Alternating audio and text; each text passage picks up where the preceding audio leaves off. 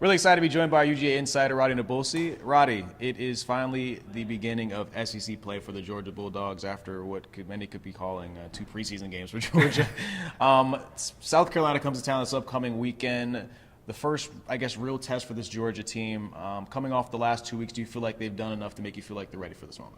I would feel a lot better if they had all their starters back. I feel a lot better to see Ladd McConkey out there. I'd love to see Dejon Edwards out there.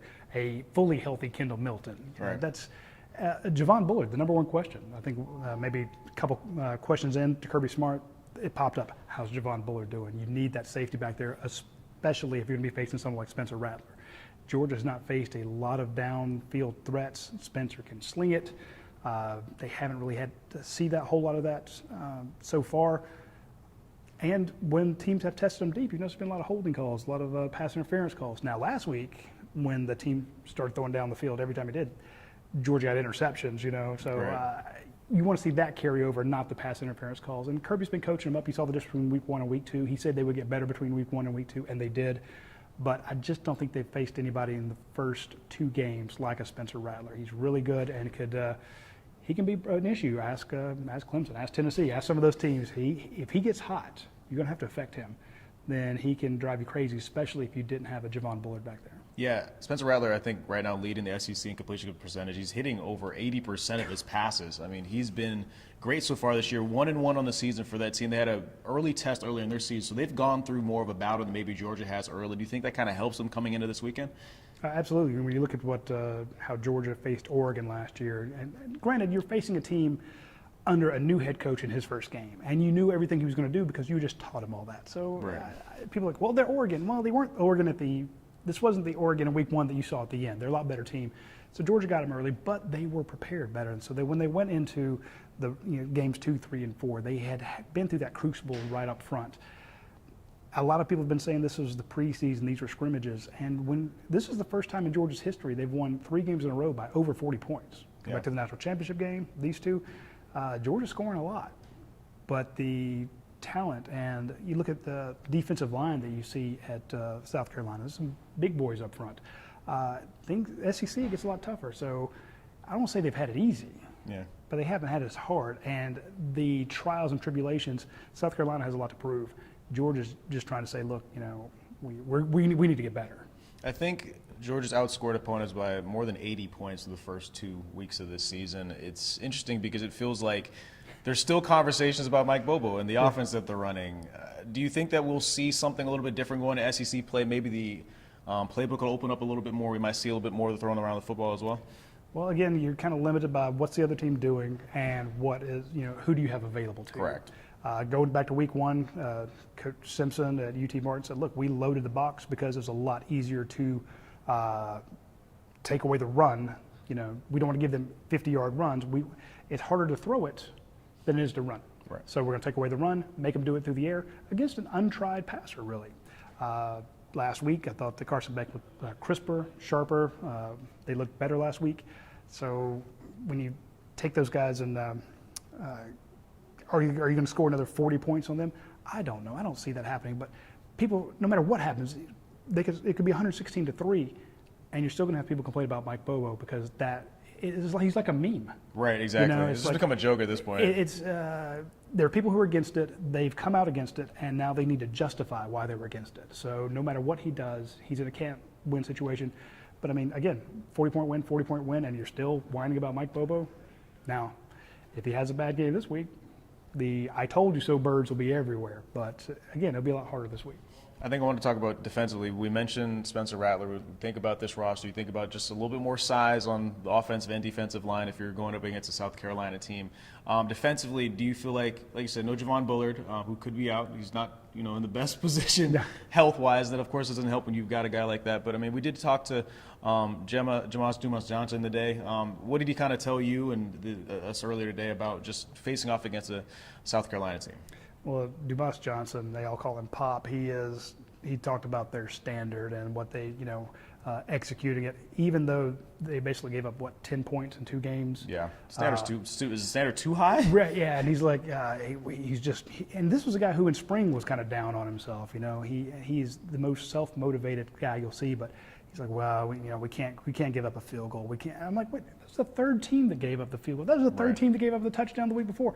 But he's just like, we got a lot of things to work on. I'm like, are you sure you're 2-0? Because you sound right. You sound 0-2. But he was very adamant that this week is, and I think he even used the term real test, which I'm like, a little shade towards the other teams. But it was interesting that he says he understands the stakes are higher because now you're getting into conference play, but he knows that they weren't facing SEC calibers the first 2 weeks. We're talking about the SEC. We talk about the standard. It feels like we finally have maybe reached the point where people are talking about Georgia being the standard. I mean, you would think after 2 national championships, it wouldn't take an Alabama loss at home against Texas to get that done, but it feels like we've gotten to that point. We heard fans at Texas chanting, "We want Georgia," which is normally the case when they say we want Bama. Have we finally reached the point where it's Georgia is the standard? It is, because what was the standard before? It was national championships, and who are you putting into the NFL? Right. Georgia's been tops at doing that the last 2 years. They put a ton of guys in the NFL. They put a ton of guys. They win championships. They've got a ton of guys who will go in the NFL this year. It's you are the standard when it comes to assistant coaches. Right. Teams come after your assistant coaches all the time. That's the standard. That has been the standard has been Alabama. I mean, you can point to some of the other teams who won championships, but we know it's Alabama. Yeah. And everyone wants to predict doom and gloom for Alabama. I'm like, okay, they lost a game. Right. You expect a non-conference game. A non-conference game to a very good team. Correct. They did lose at home, but still, I think you could take maybe 135 other FBS teams that would love to trade places with Alabama in two seconds. Fan bases as well. Exactly. So the point, though, is it's tough to replace Alabama as the standard, but Georgia has done it. And if you just did it once, you wouldn't be the standard. Doing it twice, be favored to do it a third time, putting 15, 10 guys into the NFL, that is the standard. Having people come after your assistant coaches, that is the standard. So right now, Georgia is the standard by which other teams are measuring themselves. I do think it's interesting, though, because obviously the schedule wasn't totally their fault with the fact they're making the changes to the SEC because they were going to play Oklahoma this year, but of course the schedule got changed, so they're just having a couple of guys at the early this part of the season. But when you look at teams like LSU that went up against Florida State early in the year, and you look at teams like Alabama that went up against Texas earlier in the year, do you think that part of the schedule and the fact that Georgia only plays in the SEC East and maybe the competition not as good, maybe that's part of the issue as to why people might think they aren't some of that standard? Oh, yeah. There are a lot of pundits that rank them second or third, in their rankings, saying, look, they just don't play anybody, and they've got quarterback questions, and they've got and not just quarterback questions. What about running backs? I've heard they've been unhealthy. And, heck, Georgia had to convert a wide receiver to running back just to get through the game. So there are some questions. There are some Achilles heels with this team.